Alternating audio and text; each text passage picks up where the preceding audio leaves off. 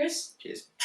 Welcome to our Q&A. Highly requested by our Insta community. at least tens of followers. We've had a few questions from our Instagram followers, which we are very appreciative of. 3 questions.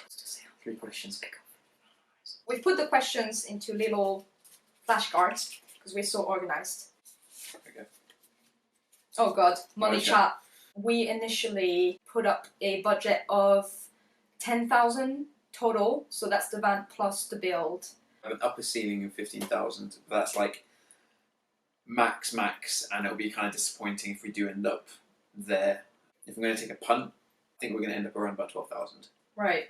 In total. We're willing to spend quite a lot of money in things that matter and needs to be high quality. So, for example, electricity stuff or solar panels, anything that is quite important and that will be an investment for the future. We are also budgeting quite a bit for just keeping the van in good nick. Obviously, if this is your rolling home, you want to be confident that it's in good state, so we're definitely going to do that.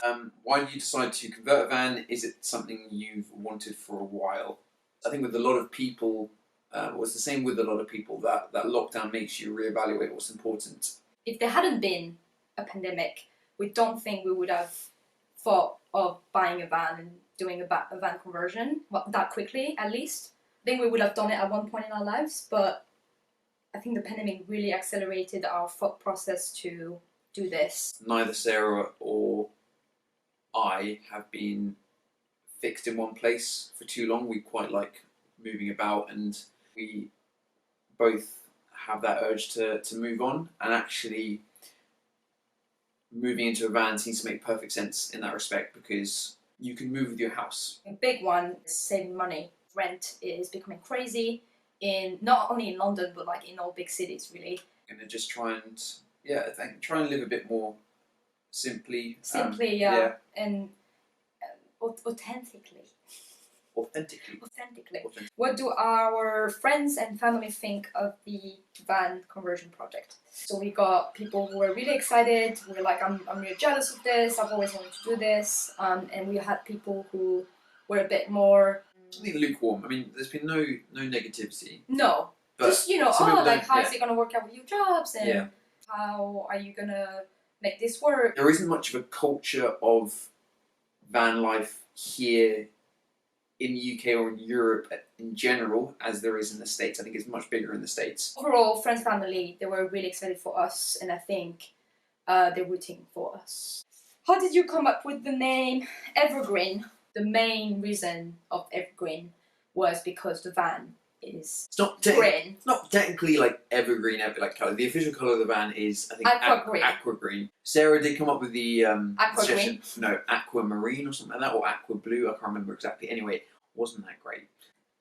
And Jesus! I had to do some quick brainstorming and swoop in and save the day. So we found the name. I kind of was curious about the etymology of the word and the meaning behind and stuff. Evergreen kind of means this like never-ending infinity thing.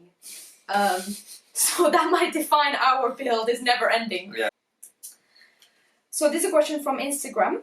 What are your respective jobs? So I am a software engineer in a full-time job, big company, corporate company. What about you? I'm a physics teacher.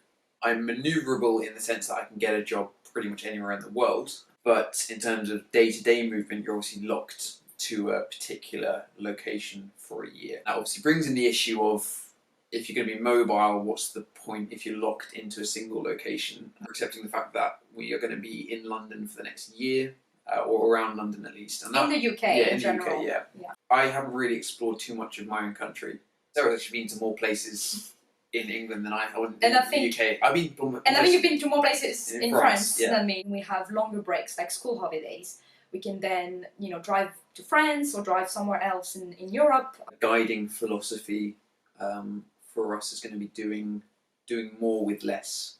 So even if we don't have the geographical freedom that would come with remote jobs, we can still make the most of the time that we do have and get out and see things. Fingers crossed we're going to be in a position where we can actually work remote next year. Final question.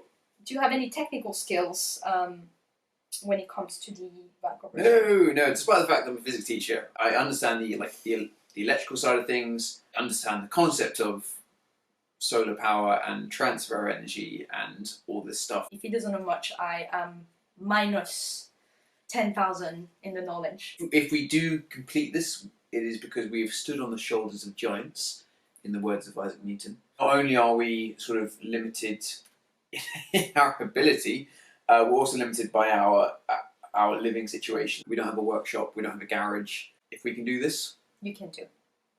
we are yet to see if we can do this, but hopefully, fingers crossed, that's the plan. So that concludes our Q&A. This has been long. It's been really long, Yeah. but it's been really fun.